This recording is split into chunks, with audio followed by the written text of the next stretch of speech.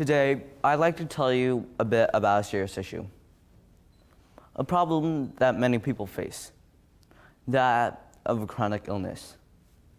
You see, often when a person is diagnosed with any serious problem or condition, sadness follows. This isn't really a big concern for me because, as you can see, I'm a pretty happy person.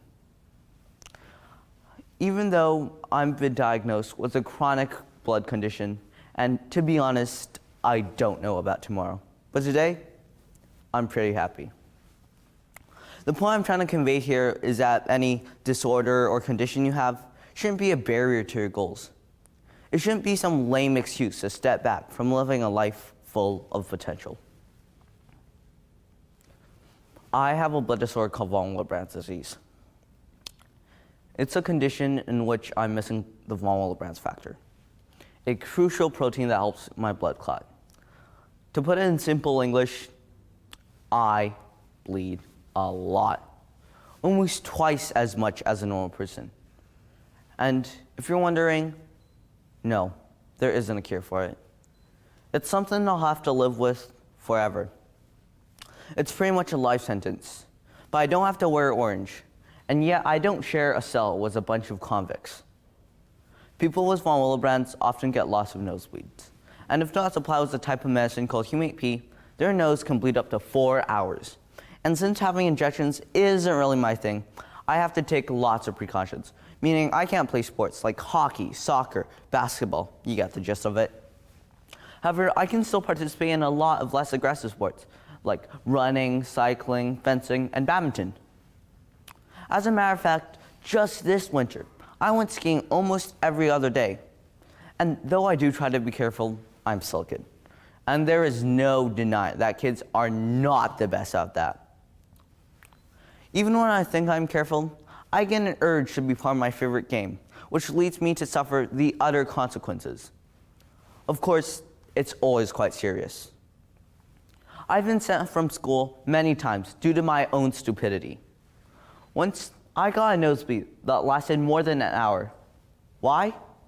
Because I tripped on my own shoelaces. Another time I bled profusely was when I tried to tag my friend Juan while running up the hill. Just as I was about to tag him, I slipped and landed right smack on my face, and the dam broke again. In other words, my nose and lips turned into a red Niagara Falls.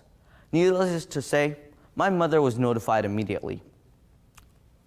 I fell asleep during that 45-minute car ride to the hospital.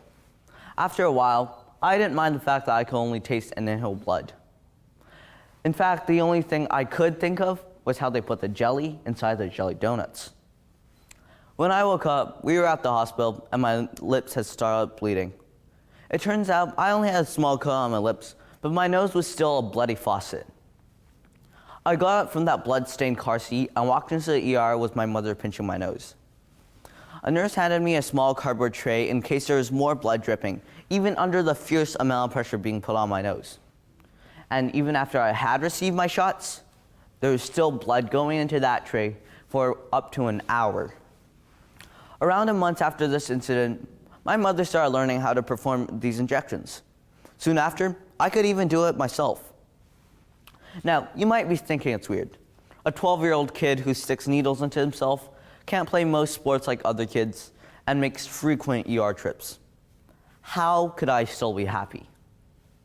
Especially when I'm not really an optimist. Well, let me tell you what worked for me. The first thing is to just be realistic. Expecting greater things is good, of course, but there are certain things that we just can't get up to. Take 2020, for example. It was one of the worst years in human history. But if you dig deep enough on Instagram, Twitter, or look at some Reddit threads, you can find people saying that 2020 was going to be their year. Many people learn new things, where some just wiped their dirty hands, probably just done binge watching Seinfeld, Friends, or even The Office. So having high hopes is great and all, but there are some things that we can just not get up to. Secondly, make it work for you. For me, this can be finding another sport to play, since I can't play hockey, soccer, or basketball. I fence, run, and play badminton. Do I miss out on being part of a team where my friends are? Of course I do. But I'm not about to kill myself every week just to try to do some layups in a school gym. If you have limitations, it's probably a good idea to find substitutes. For things that you're vulnerable to, instead of avoiding everything and living a really miserable life. But by far, the most important thing I would like to mention here is to take time for yourself. Chill, relax, listen to music, play video games, go to happy hour, and hang out with your friends. Surround yourselves with things that you enjoy and like. This has honestly been the best therapy for me. And after a long day at school or work with assignments, projects, and PowerPoints, it's totally liberating just to chill and listen to some music. So pretty easy, right? Be realistic, find what works for you, and take time for yourself. But hey, I'm not a psychiatrist. I'm just sharing what works for me. Who knows? It may work for you too. So you may have a chronic blood condition like me. I know, it sucks. But I'm gonna live my life in a way it sucks less. Because this is life, and there is so much more to it. And if you want me to be completely honest, I know absolutely nothing about tomorrow. But today, I'm pretty happy.